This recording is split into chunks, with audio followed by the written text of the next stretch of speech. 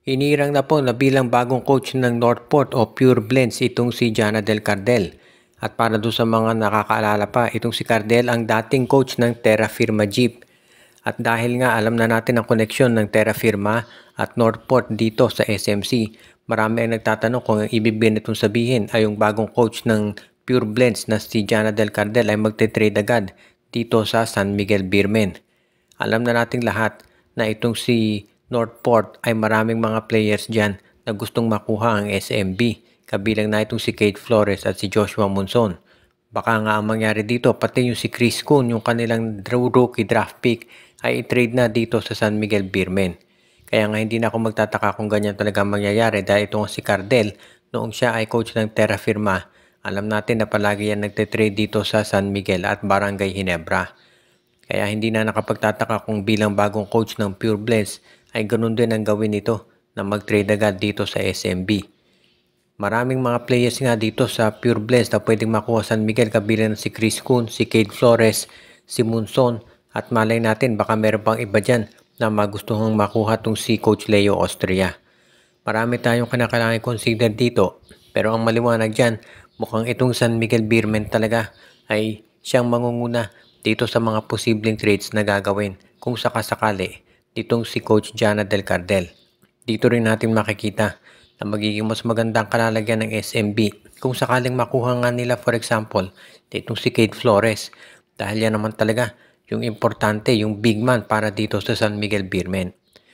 Sa panig naman ni Coach Cardel, kinakailangan patunayan niya sabi ng mga PBA analysts at mga observers na siya independent talaga dito sa SMC at kung kaya nga niyan dalhin dito sa semifinals talaga itong Northport Batang Pier. Ang Barangay Ginebra naman ngayon ay nagpe-prepare na para dito sa posible daw na pag-trade kay Maverick Ahanmisi. Marami ang naniniwala na hindi magtatagal itong si Ahanmisi dito sa Barangay Ginebra at eventually ito ay ite-trade na ng koponan. Ang pinakamatunog dyan ay baka madala itong si Ahanmisi dito sa Converge Fiber Access kapalit ng Reds kay Mikey Williams. Alam nating lahat na matagal nang iniintay itong Converge na pumirma si Mikey pero hindi matuloy-tuloy. Kaya nga hindi na ako magugulat kung sa bandang huli ang mangyari, bumalik itong si Maverick Ahanmisi dito sa Converge Fiber Access para dito kay Mikey Williams.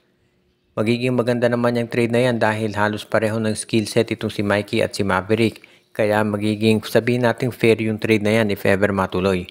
Dito rin natin masasabi talaga na medyo malakas talaga yung ugong-ugong na itong si Maverick Ahanmisi ay mawawala na dito sa lineup nitong Barangay Ginebra at ang magiging tanong na lamang ay kung kailan siya magkakaroon ng bagong team.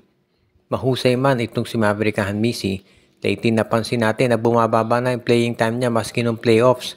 Marami nga nakapansin din dyan kaya hindi na nakapagtataka na ito ite-trade talaga. Usually kasi kapag ang player ay biglang bumababa yung minuto, isa yan doon sa mga sinyalis na baka ito ay pakawala na ng kanyang mother team. Kaya nga baka ganyan talaga mangyari dito kay Maverick Ahanmisi. If every trade nga ito ng Barangay Ginebra, hindi naman magtataka yung mga fans. Basta't alam natin na magiging magaling din yung kapalit. Kahit na may edad na si Maverick, alam natin na magaling pa rin ito. Kaya sigurado na magiging maganda kalalabasan nito para dito sa San Miguel dito sa Barangay Ginebra if ever matuloy nga ang nabanggit na trade. So yan ang aabangan natin. Kapag ito ay nangyari talaga, magiging isa ito dito sa mga masasabi nating explosive moments sa PBA kung matrade nga itong si Maverick. Sunod-sunod na yung ginagawang mga contract signings at mga transactions itong Phoenix Fuel Masters. Dito ng nakaraang araw ay binigyan nila ng contract extension ng mga veterano na si R.R. Garcia at si R.J. Hazul. Binigyan ng tig 1-year contract extension ni Coach Willie Wilson at ang management ng dalawa para tumulong dito sa Phoenix Fuel Masters. Binigyan din nila ng 1-year contract itong si Joseph Taha plus itong kanilang draft pick na si Dave Ando at ang free agent na si Prince Caperal.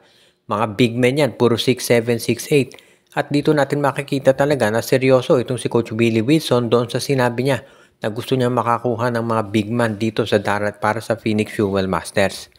Ang isa kasi sa mga shortcomings ng Phoenix nung nakaraang season ay kulang sila sa mga sentro kaya naman ngayon ay kumukuha talaga sila ng mga big men na pwedeng pang match up doon sa malalaking team sa PBA. Kaya hindi na nakapagtataka na ganyan ang naging sitwasyon ngayon dito sa Phoenix. Pagdating naman dito sa mga posibleng iba pang acquisitions ng Fuel Masters, marami tayong nakikita dyan. Kaya nga hindi na ako magugulat if ever magkaroon ng sabihin natin pagbabago dito sa style ng management ng Phoenix. Abay magiging malaking bagay yan kung sakasakali nga na makuha nila yung mga malalakas na players talaga. Sa ngayon kasi ang importante para dito sa Phoenix, unang-una, masiguro nila na magbe-blend in na itong si Will Gosum, yung kanilang top draft pick. Dito kay Kai Balungay, Jason Perkins at sa iba pa nilang mga top players.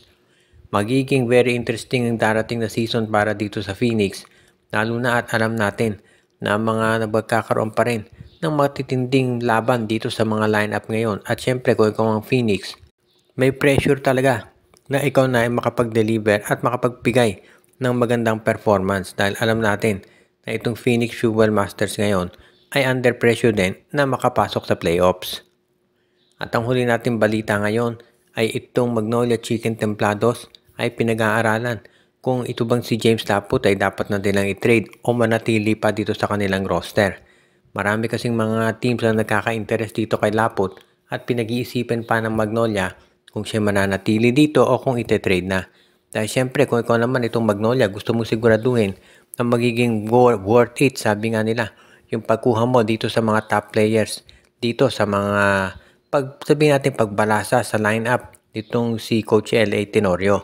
Maganda naging performance ng Magnolia doon sa tune-up games nila kung saan nagawa nila ng paraan para talunin itong Phoenix Fuel Masters.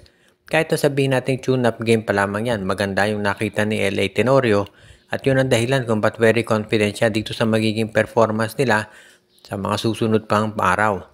Tandaan natin sa October 5 mag-o-open na itong PBA kaya inaasahan ng marami na magiging maganda ang kalalabasan nito. Overall, alam natin na malakas na yung lineup ng Magnolia.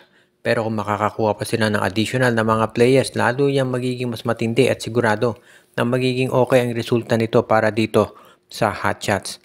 Ang kinakailangan lamang talaga ay masiguro nila na itong mga darating na araw magiging mas matindi yung kanilang performance na ipapakita dahil alam naman natin medyo magiging mabigat itong mga susunod na araw pagdating sa pag-a-adjust nila sa kanilang sabihin nating bagong coach.